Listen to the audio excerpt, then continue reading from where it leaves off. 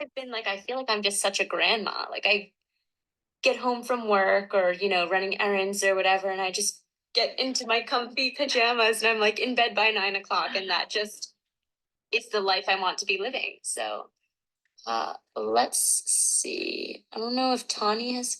Oh, okay, here they are. Wait a minute. Tom able to accept soon. Hey, Tawnie. Hello. I was relating to you saying an old lady and just wanting to come home and put your stuff on. It's 3 hours earlier. It's 5, and I'm already like, oh, it's getting kind of late. Gotta do my life. Like it's literally like it's just a late. Like I feel like even more so for me since the stroke, like I definitely need my sleep more, which means if I don't have like something that's keeping me up late at night, like I don't have plans or, I'm not meeting up with people, I'm I'm days by like 7:30 or 8. yeah, I mean, I'm in bed early. Like it's really funny because everyone's like, you're not on the East Coast. You shouldn't be ready to go to sleep that early. And I'm like, but if I wake up so early, I can't. No, exactly. And same with me. I'm definitely more a morning person now. Like I wake up early either to go to the office or, like sometimes I like to do stuff before I start my work day. Oh, that's good. Like I like to do my rehab exercise or I walk to work, and then, I just kind of like to work that into my daily routine. Wait, what is Allison is joining, right? Yeah, I see. Allison, can you, I think because when she joined, a whole bunch of people joined, so maybe it Yeah. didn't show. West, and I know I did see it pop up. What is her Instagram name? Maybe I can add her. It's AL and then underscore KANE, A-L. like the underliney. Wait, where's the underscore? Hang on. A-L underscore. And then it's K. Yeah. K. Oh, they said Allison Rupel Yeah, Kane, yeah, right? yeah. Okay, let's see. I just invited her. Allison, if you're on here, I just sent you an invitation. Robert was joking, like your 8 a.m. calls because I missed it. On Sundays is the one day I tried not to go right into my Instagram inbox. It was like one of those things where I had to reschedule it because like something came up. I was supposed to be Saturday at like a more acceptable time, but then something came up, so I did it day, and I was busy in the afternoon. So like literally the only time was 11 a.m., which is like 8 a.m. on the West Coast. But Robert still joined it, I so love it. And now we have Allison here. So hey, hi Al. Welcome to Survivor Sunday, Surviving and Thriving. We're so happy to have you here and share a little bit of your story with us all. Thank you for having me. No problem. Where do you live, Allison? So I live about an hour outside of New Orleans on the coast of Mississippi. okay. Oh, wow. Cool. Yeah. Ooh. Good weather. I still haven't been to Louisiana. I have, in fact, been to Mississippi super randomly, Oh, wow. but only one time I went to Tupelo, Mississippi. Okay. Is that near? Yeah. That's further north. I'm on the coast. Okay. Oh, okay. Yeah, the Gulf. Oh, nice. Yes. But with you being on the Gulf, or well, we should let you get into it because I was going to ask you if the weather, how it affects you. So I would love if you could share a little bit, like what age you were, when did. Yeah, so I'm 41 right now. It happened almost 3 years ago. I was 38. Oh, wow. Yeah. Recent. Still, April of 2019. Yeah. Wow. Yeah.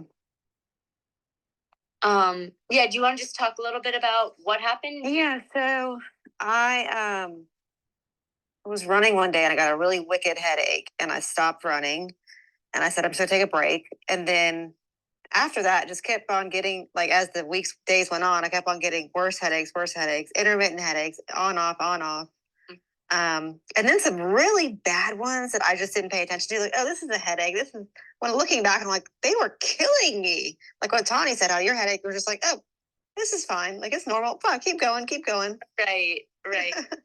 Yeah, so I did go to my general doctor and was actually seen by her nurse practitioner, which I prefer only to see doctors now because I think that they have more experience. Looking back, if I would have seen my doctor, maybe she would have sent me to get an MRI or a CT or sent me to a neurologist, right? So the doctor I saw, the nurse practitioner, she said that, you know, I told her I had some pain behind my eye, having on and off headaches for a while. For 2 weeks, I had on and off headaches. And I didn't tell her about the really bad ones just because I assumed that was just a part of the headaches, or I'm just not thinking that way. Yeah. So the headache was your only symptom? Pain behind my eyes, and a little bit of blurry vision, and then really bad headaches, like intermittent ones. And I just like made it through. Like, I'm just gonna make it through this headache. And like before Right, that, you you know- didn't really have headaches like that. Never So had it was- migraines, no headaches. Okay. No. Okay. So No. it was one really bad one, and then it just kept And not going it away. said- And then I think it was like the bulging, obviously, blood vessel that was like, I'm gonna explode here. Oh. I think that's what it was, because obviously, you know, when you run, your blood circulates, Yeah. but I didn't think anything of it. Continued on. A couple weeks went by. Intermittent headaches, some really bad headaches with them. Went to the doctor. The doctor said, you have water behind your ear. You have a sinus infection. So she wrote me a little script for my antibiotics. I went on my way. Took antibiotics, which apparently were like the worst antibiotics I could have been taking for this, of course. Until one day I work from home remotely. So I was at home and just came down with, like, I was on the floor, like the worst headache I've ever heard. I don't even know. I had my phone with me for some reason. I was in my bathroom. Were you home? And yes, I was home alone. I had my phone next to me, and which is random that I took my phone to the bathroom. Mm. But I work from home, so maybe I was thinking someone was going to call me. I don't know, from work. And I called my husband, and I said, literally, the words in my mouth were, I feel like I'm dying. Please come home. And he's a contractor, so he was working on a house down the street from where we live. So he came home, and he found me in our bedroom on the floor. I was on the floor in a corner. I guess I had a seizure, I guess, right when it happened. And then I was obviously having stroke signs because he was trying to get me up. He couldn't get me up. He said my blood pressure was like through the roof when he felt me. It was like my heart was beating so fast. Were you conscious So when you got home? I remember like kind of like talking to him. I remember bits and pieces. But he told you, because a lot of people are saying it's very common not to remember before. Yeah. And most survivors it's like bits and pieces of what people told same. you. Yes, Okay. that's with me too. And then he got home, found me, called 911, talked to the operator. She was able to basically identify I was had a stroke. I couldn't move my left arm. I couldn't, I was mumbling. She said, ask your wife to tell you she loves you. And I remember saying, oh, you, like that to him. And then everything? I remember bits and pieces kind of like that. And then called 911, and they came up, got me downstairs on the gurney. And I remember the wheels. I don't remember seeing, I guess I was blind at that point for a while, but I remember hearing the noise of the gurney, the wheels, like going down my stairs. Yeah. As they rolled me out of my house, get into the ambulance. And I guess my husband said I threw up everywhere. And then he said that's when the EMTs were like, this is the real deal. Like she's having a stroke. Like this is not, we're getting her right to the emergency room. So I went to the hospital, and they did a MRI on me, and they identified that I had a stroke. I had a brain aneurysm the size of a golf ball that had exploded. Yeah. Any surgery or anything? Yes. So 2 surgeons worked on me. So I had the first neurosurgeon went in and did the craniotomy and all that. And then they couldn't stop the bleeding. They didn't know what they were going to do. And there was an interventionalist on call that the hospital had, he was from Tulane Medical Center, which is in New Orleans. And I think as an interventionalist, you can cover, if you're licensed in that state, you can cover like anywhere within 45 minutes. So thank God he was on call that day. And he was able to do he went vascularly through my groin. Yeah. And he was able to place coils that way to stop the bleeding. But thank God for him, because he was truly, the first doctor saved my life by, I don't know what he did, but He was important. He set yes, it up. yes. He got had another blood clot. Actually, it said that he was able to remove. Yeah. And then thank God the interventionalist was on call that was able to come in and coil. So he did that for me. And then they realized that I was paralyzed on my left side Okay. after some hemorrhagic stroke. But So all of it's us just had funny. a hemorrhagic stroke. It's All also of us. confusing because Yeah, it is. It's Maddie's like is from yeah. an AVM, but both of ours are from aneurysm. So in the Yeah, chat, yeah. some people were saying who had a hemorrhagic stroke. Actually, all three of us. And that's what's amazing is she's sharing how different, like she actually remembered being wheeled out of her house and some of those things. So like, so you had the coil and then something else that the other doctor did. Well, he did the craniotomy, Okay, the first surgeon, and then I guess they couldn't stop the bleeding, and they really don't. I guess at this hospital they don't really did the clipping or whatever it's called. They don't do that. Yeah. So And you were paralyzed left side, you said? my left side. So with the brain ruptured, it was right here on the right side of my the left side of my body. That's the same with me. I was right side was the area. Yeah, the area, and then I'm left side effect. How about in terms of like rehabilitation, Allison? What has that looked like? So I went about after 3 weeks, no, 3 weeks or months, I don't even know, in the ICU. I went to a inpatient rehab facility that was about in Jackson, Mississippi, which is about 2 hours from my house. So I did that for about a month. Mm-hmm. Yeah, and came home in a wheelchair, and then I continued to do rehabilitation here. Like they had a center not too far from where my house is, like there for neurological rehab. Yeah, and so I was able to do that. Did you do physical, occupational, and then like all of it?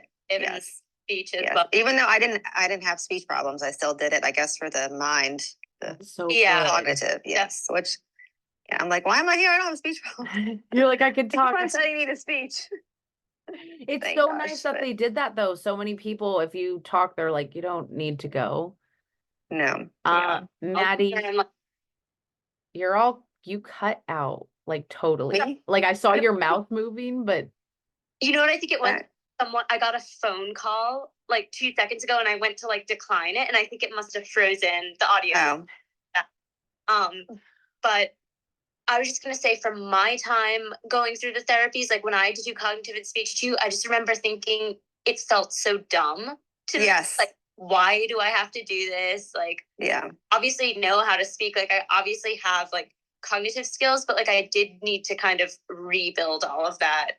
Yes. So annoyed. Are you still doing therapy, Allison? Yes, I do. I kind of has laid off physical therapy. I do my own therapy, I call it, because I go to the gym and walk and do yoga. So that's amazing. Could we just for a second pause at the fact she said she came home in a wheelchair and now she just said she walks and does yoga? Yes. So could you maybe like bridge a little bit of just through therapy, like do you remember how many months or weeks just to give other people? I know everybody's different, but yes, I know I came home in the end of June. So from June till about I started really walking again in I guess October. I was Do you use a cane or any like? I did use a cane. At rehab. I started out with a hemi walker, and then from the hemi walker, I got to the cane, the 3-prong cane, and then after the 3-prong was the 1-prong, and pretty much at that point you can, you're pretty much walking on your own, but you're just using it for assistance. Support. Exactly. Yes, support. Mm-hmm. So do you still use one or have you graduated from that? I'm graduated, yes. Now I can walk. I limp. I have a bad limp on the left leg that and I don't lift my foot. I can't lift my foot drop. That's what I had. I had a piece that they opened my shoe for a while. And then one of my physical therapists said, no, that's babying you, take it out.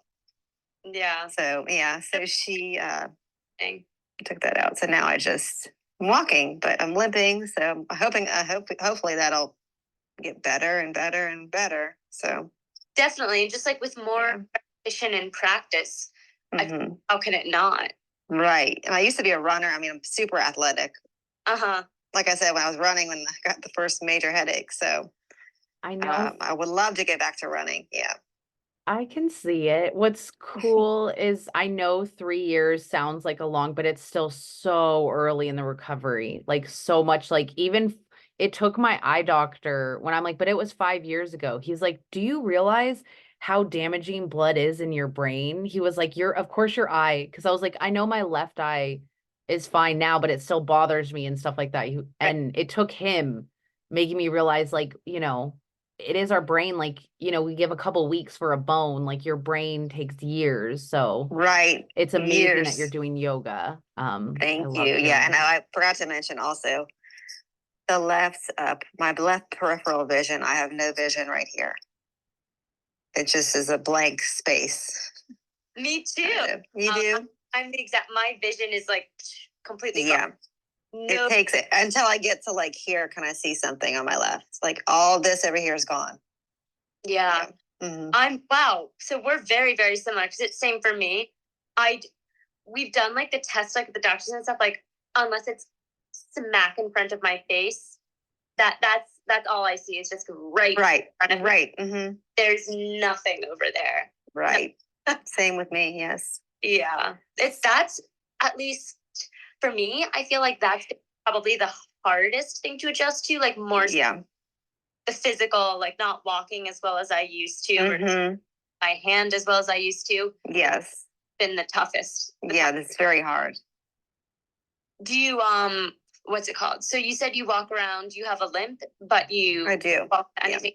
How about in terms of your arm? Are you doing anything still for that, or is it? No, my arm is pretty good. It was like literally my shoulder was hanging pretty much. My arm would just hang, and they would tape it up with that like stuff that volleyball players use, the tape. Yeah. Which helped a little bit, but it's still very painful. My arm, my shoulder, and I started. I was telling Tawnie about this. I did hyperbaric oxygen therapy. Oh, I've heard of that. Which is amazing, but insurance doesn't cover it because the FDA hasn't said that it's proven and all this stuff. So, but they do it. Tons of people do it out west as a very big thing, like in California, Oregon. I'm excited to try it. Someone. It's expensive, but so with my shoulder, when I started doing hyperbarics, my shoulder was hanging. After I did 40 hyperbarics, my shoulder moved up. Wow. So literally it's not hanging anymore. So it's the goal of hyperbaric oxygen is it minimalizes the inflammation on your brain. It's really good for patients. Yeah, he has a lot of stroke patients to go there. And a lot of children that have had like dry drowning stuff happen are in there with me when I'm there. Anyone that's had a stroke, he's had a ton of COVID patients with long COVID that have been that I've met there. But I wish it was covered. My insurance does cover a portion of it, which I had to find out because I had to call them so many times and ask them 1,000 questions and get them to email me the right papers and find the right codes. And right. So anything helps. But originally I did 40, and now I just kind of go intermittently, like when I need it, like I feel I need a boost or like my left side's not working as well as it usually does. So I'll go in and do like 2 in a week. Okay. But that's been a huge help. That's cool to know. You can kind of yeah. If hospitals have them, it's a shame because hospitals have them and they use them for burn patients to heal burns, wounds, to wound recovery. But what about your brain? What about having a stroke? Yeah. Oh, you can't go in the hospital and get that. It's just ridiculous. Hopefully with more of us talking about it, it'll change it. That's what, and that's what I've been telling my friend. I'm like, anything you can do, I can do to help you, please, because people need to know that it should be an option for people. Exactly. Yeah. Someone did ask, is your therapy with a neurological therapist? No, just a general physical therapist. Yeah. We don't have that. But I did originally with a neurological when I was at this neuro specialty rehab place, but now I'm not there anymore. So yeah, but now it came back. Like they said, the brain heals. It really does. I mean, after 6 months, the brain my walking. I was crying the day I left inpatient rehab. I'm like, I just want to be able to walk. I just want to be able to walk. Yeah. Please. I don't want to be in a wheelchair. And came home and I was in the wheelchair, but as time went on, the brain healed and now I'm walking. So That's what I think. Yeah. very grateful. Yeah. I love like just thinking about that and reflecting on like where you are today versus Yeah. 3 years ago, even like 1 year ago. That's when you really notice the progress, because it's hard when you're in the day to day and Yes. don't Yeah. feel like much is happening. But look at you now. I know. Cool. Like Matthew. And I do suffer from seizures as well due to the stroke and the aneurysm. So that's been probably one of the hardest parts for me with this whole situation, because seizures bring you back. They bring you back to the, Right. they make your deficiencies pop up again and flare. Like when I had a really bad seizure for 4 days, my leg stopped working as well. My arm stopped working as well. I felt very like I had been hit in the head with a big old bat, and just out of it. So, and it's been hard. You can't drive, and with my vision, anyways. Can you drive, Maddi? No, You can't. and it's not because of my arm; it's because of the vision. The vision. Like, because I literally, there's on both of my eyes, there's just nothing on the left, the left side, and they feel like they'd be a little dangerous. But also, that's why I moved to New York City, because I don't need to drive here. I can just walk around or take public transportation. That's amazing. I was reading about this place where they're like, just walk around this little community, no cars needed. I'm thinking that could be great for me. Yeah, that's what I need. Somewhere that's accessible, and also I love walking. So, like, I love to get exercise and get my daily steps in. So any way I can do that is like definitely good. You're walking pretty well? Yeah, no, I would say I walk pretty well. When I walk with nothing, I also have a limp, but sometimes I'll wear, like, usually for super long distances, or like, I'm walking to the office or something that's kind of long and like I just want to be safe, I will wear like the Bioness or the neural sleeve or some form of brace, because for long distances it's better. Or if I'm in a new place, like, experiencing an unfamiliar setting. But like when I'm at home in the house or, casually, I don't wear anything either. I have a neuro ophthalmologist that I see, and she said that if I get several mirrors on the side of my car, I can drive. Like, she approved it that I could do that. Wow. Yes. That's impressive. Different kinds of mirrors. I have not heard of anybody else. Usually once they say the eye, it like seems like there's nothing you can do to get around it. So like that's really cool that you heard about mirrors. So like a big side mirror instead of the smaller ones that are usually on the side of your car. It would just be like a bigger one that you push back and can see that. So yeah, but it's still. I mean, we live in a small little community on the beach, but we have a golf cart, and I drive that around because I feel like I just make sure I turn my head more left like this, so I can kind of make sure that I'm hyper aware of it, right? Like, I do the same thing, like always turning my head over there to like, because I have to adapt, not having any vision over there. Yeah. In your direct line. So that's been, I think, one of the harder things too, is like learning I need to turn my head because I'm not going to see anything over there. Yes. So I love that. Just to sum this up, I know to try and people that the visions come back with also. So yeah, that's cool. So it does. I'm just like, please come back, come back. Can that be happening?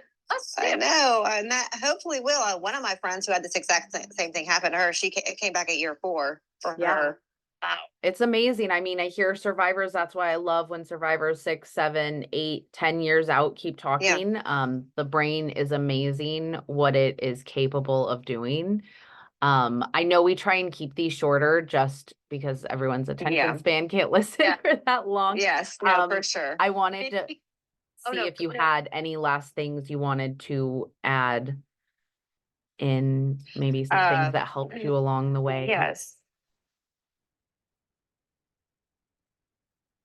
So someone just asked the question, all 3 of you had left side paralysis. I had left side, yes, because my injury was on the right, so yes. Left side for me as well. I would say, so things that have helped me, number one, hyperbaric oxygen. Number two, I do banana bags at the hospital that my insurance covers weekly to be hydrated, because hydration is great for the brain and helps me with my seizures. Yeah. So I do that because my doctor wrote me a script and said Allison needs hydration weekly.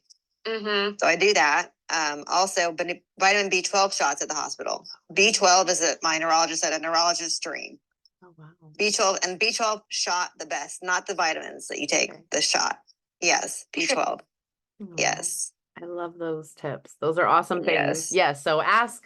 You never know. It's always a no until you ask. So ask for your sure. doctor. You know, I kept trying for massages. I'm like, come on. I'm so tense. Those two. They wouldn't Yeah. for me. I don't know. No. But Oh, I just started doing acupuncture, so stay tuned. Hopefully that helps in some way. Puncture too, and I found it to be very helpful. So I'll You definitely did? to see how you enjoy it, how you feel like I'm like, I'll try anything. I don't care.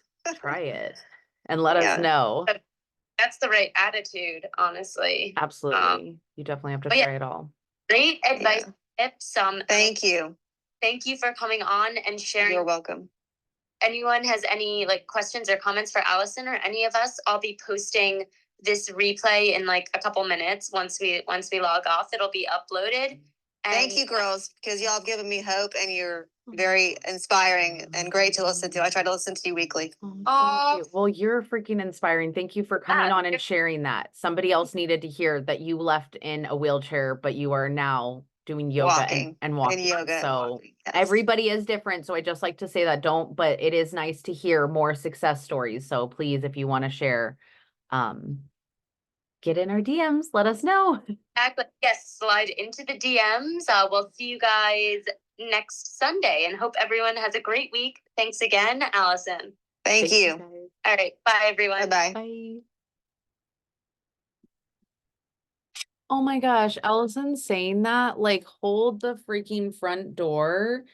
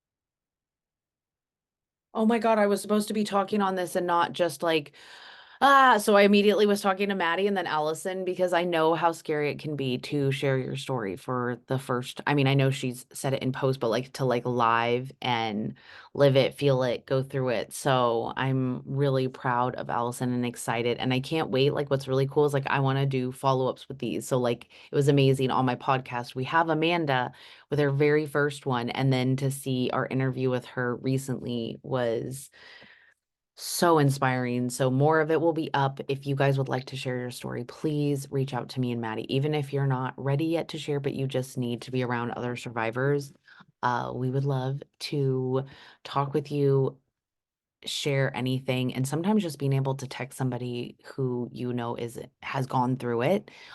We all do battle different things, but like that, hearing the acupuncture and the potassium bag and stuff like that, I might be asking my doctor, you know, you never know. Tomorrow's Monday. So we love you. Bye.